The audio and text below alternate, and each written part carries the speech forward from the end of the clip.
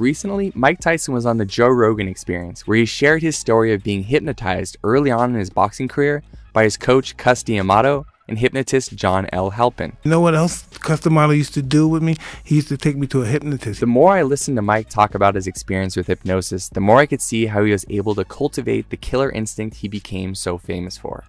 You relax, you go under, you totally focus on blackness, nothingness. Right. You go under and just being the savage, intelligent animal. You're just working, you're going to do this, you're going to be a ferocious animal, you're going to fight, punch both hands to the body, you'll use your jab, you're going to do this and ferocious. When most people think of hypnosis, they imagine a TV prank on some unsuspecting subject. Let your legs become stuck, your back becomes stuck. Go to sleep.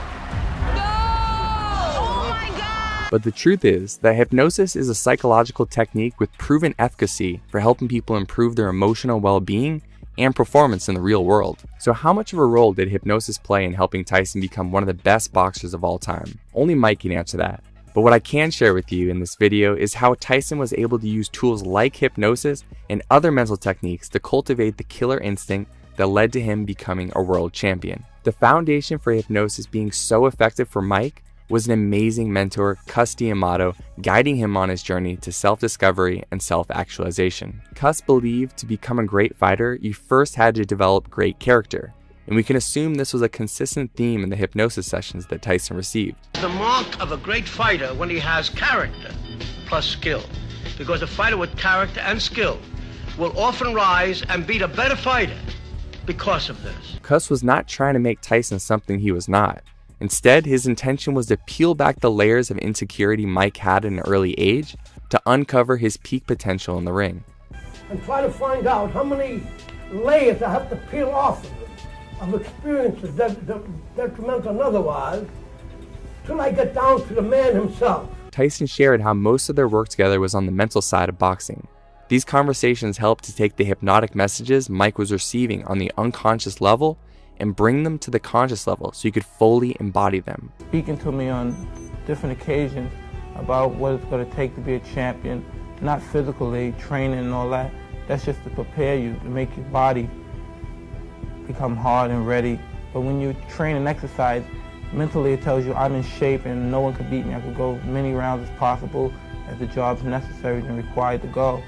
But other than that, it's just the mental aspect when he talked to me and developed strong character, and that's the main aspect. One of the greatest things Cus did from Tyson as a mentor was judge him on his effort instead of just the outcome. That the most important part of any good fighter is self-confidence, their self-perception. And so as long as Mike Tyson was trying, he would always say, "You're doing great, Mike.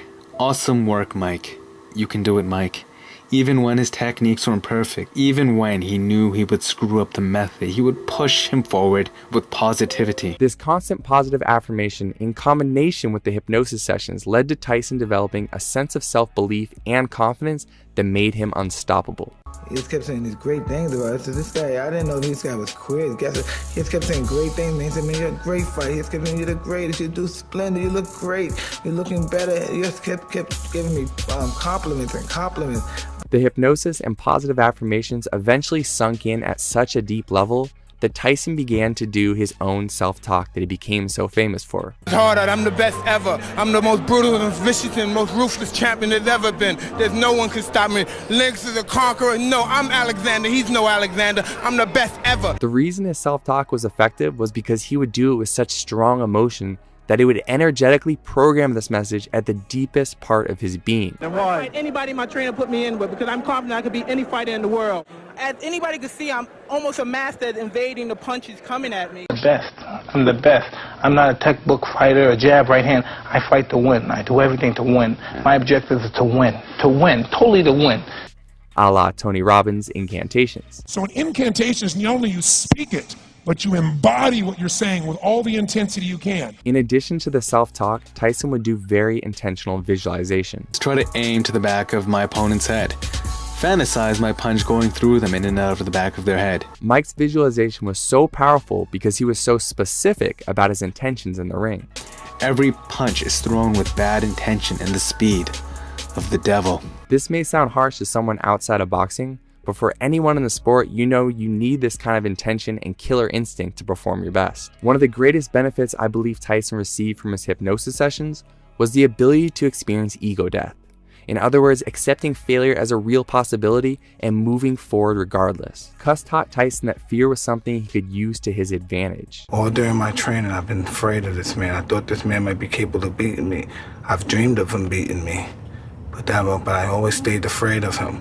But as closer I get to the ring, I'm more confident. Once I'm in the ring, I'm a god. The final thing I want to touch upon in this video was the use of triggers to unlock Tyson's killer instincts.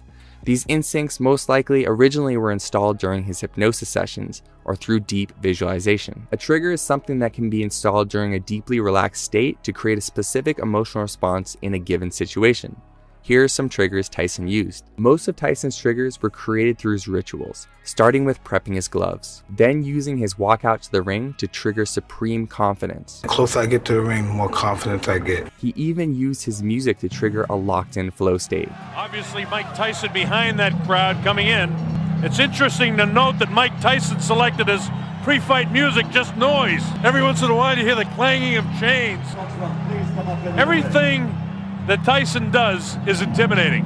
Once in the ring, he used his opponent as the final trigger before the fight. I keep my eyes on him, I keep my eyes on him, I keep my eyes on him. Then once I see a chink in his armor, boom, and one of his eyes may move, and then I know I have him. Finally, during the fight, he used being hit as a trigger to staying calm and aware. When you get hit, that's when you gotta be calmest. That's when you gotta be calmest. When you get hit. Combining hypnosis with an incredible mentor, self-talk, visualization, and emotional triggers led to Tyson building a bulletproof mindset and eventually becoming one of the best boxers of all time.